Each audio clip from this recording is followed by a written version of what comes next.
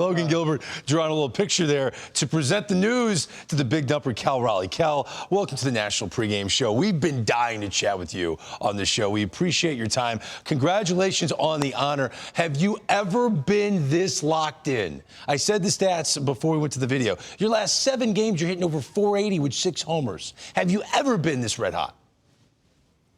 Yeah, I don't know. Maybe somewhere in Little League along the way. Is that what it feels like right now, Cal? Like Little League baseball? It's baseball. It's one of those things where it's a funny game when, you just seem to get a lot of pitches in the middle of the plate. It seems to be, in consecutive games. And, there's some days where it doesn't feel like, you're getting a whole lot to hit. So it's kind of funny how, it'll come up on you like that. And, baseball is a funny way of presenting itself sometimes. Hey, Cal, it's Dan. Can you see now why guys like to go hit at Wrigley Field in Chicago? Yeah, it's not a bad place to play there for a hitter.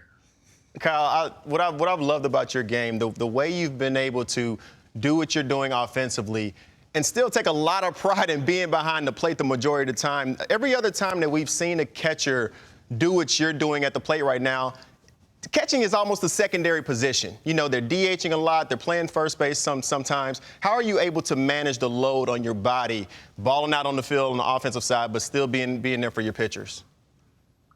Yeah, I think first and foremost, catching comes first, obviously. That's the biggest thing that comes to mind. But I think, over the years, obviously, being in the big leagues now for a couple of years, you've learned to manage workload and understand what you need to do for your pitchers, for all the scouting reports, all the meetings, and as well as managing the workload of 2 swings of right hand and left hand. And so it's taken a while, and it's still not a finished product by any means. With just the game of baseball is tough. It's tough on catchers, and it's tough on the bodies and mentally. So just every day trying to stay fresh and trying to do what I need to do in the weight room, training room, and just trying to be consistent with it. I found that, the more consistent I could be with my prep and my routine, the better my body and mind feels, going into a game. So, Hey, Cal, it's been awfully hot in the Midwest, in the Northeast. How exhausted are you after catching game in this excruciating heat? Yeah, like you said, the Midwest, the East Coast, it's a lot more humid over there than it is the Pacific Northwest. We're pretty blessed to get some great weather over the summer. So a little chilly early in the year, but summers, I think you can ask anybody, that's played in Seattle, how amazing the weather there is. So we're definitely blessed. Being in the Midwest, it's a little different, especially from that catcher position. It's a little different kind of heat. We had 3 guys pass out the other day with umpires, one of our pitchers, and a ball boy in one game. So it was a little different heat. Man, we out here in New York, man. It's 98 degrees today. Yeah. Y'all can. This is where you love the Northwest weather, man. But I want to be one of the first people to congratulate you. It's not official. I don't want to jinx it, but I feel safe congratulating you to your first AllStar game this year. You haven't been there yet. Do you think about being an All-Star for the first time? Is that something that you put on your list of to-dos going into a season?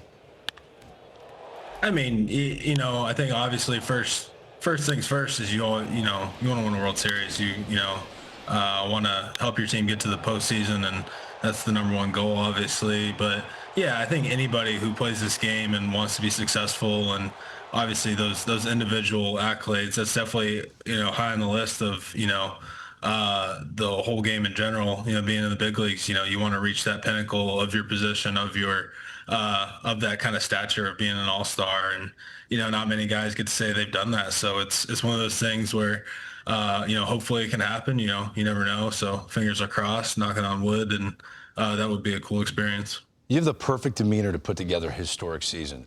Your on-pace numbers are bananas, Cal Raleigh. You're on pace to flirt with 70 home runs. The single-season record is 48 by Salvador Perez. You are a true catcher, and you said it in this interview just moments ago, catching comes first. Yet you're on pace to hit 67 home runs and driving 144. Are you trying not to think about the historical impact of this season that you're putting together right now? I mean, it's a little hard when you put those numbers in front of my face. So. That's what I do, Cal. That's what I do. But no, I mean, you see all that stuff, and it's awesome, and those are obviously really great names to be even put in the same sentence with, and stuff like that. But I think the number one thing is you go out every day, you put your head down, and something that comes to mind is just Rents do every day. So it doesn't matter how good you are or how good you've been, every day you got to go out and you got to take advantage, and the game's never going to give anything to you, so you just got to go out there and take it and have that mentality every day. And that's just kind of what I'm doing, just keeping the head down and trying to keep going. Hey, Cal, would the perfect day for Cal Raleigh be a homer from the left side, the right side, and catch a no-hitter?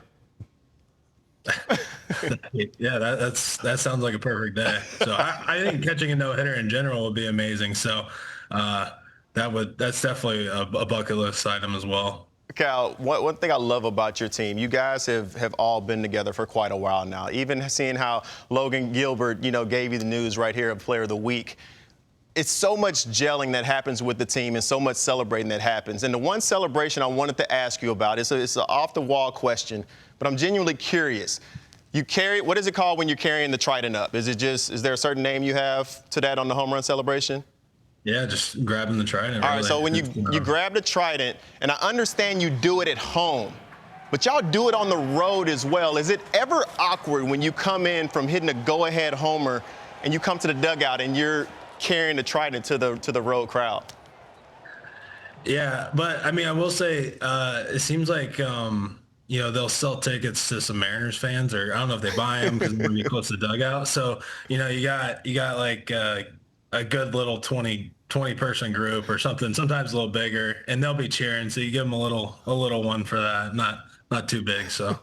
That's good. There's a big fraternity, and it's called former big league catchers. And there have been catchers that have won MVPs in baseball's past, and they're all pulling for you, man, to win this MVP. It's a conversation we've been having time and time again on the show since you've been emerging, you and Aaron Judge. Which catcher was your guy growing up? That you're Cal Raleigh's favorite catcher, and he's pulling for you to finish this MVP season off. Who was your guy? Yeah, I mean, growing up, my era, I guess, was, number one overall was Jason Varitek for me. So he was the captain. I was a big Red Sox fan growing up, and he had the C on his chest, switch hitter. I loved everything about his game. So I love Jason Varitek. And like I said, it was somebody that I could relate to, being a switch hitter, a catcher, and something that was always ingrained in me was being a leader, and obviously with him being the captain, but also grew up with the Yachty, Buster, Joe Mauer era, where those were some pretty good catchers there. Watching their games, they're all a little different, but watching them all, they were super successful what they did, and it was a lot of fun to watch those guys. Yachty, I mean, that's the guy every catcher wants to be behind the plate, right? Just controlling the game, throwing people out, blocking, doing the whole thing, just outsmarting everybody. He was a good one to watch. He's done it all, except he never won an MVP. You were in the mix for that, my friend. Cal Raleigh, we'll see you in Atlanta for the All-Star game, okay, buddy? Thank you for joining us. We appreciate it. Yeah, thanks for having me on, guys.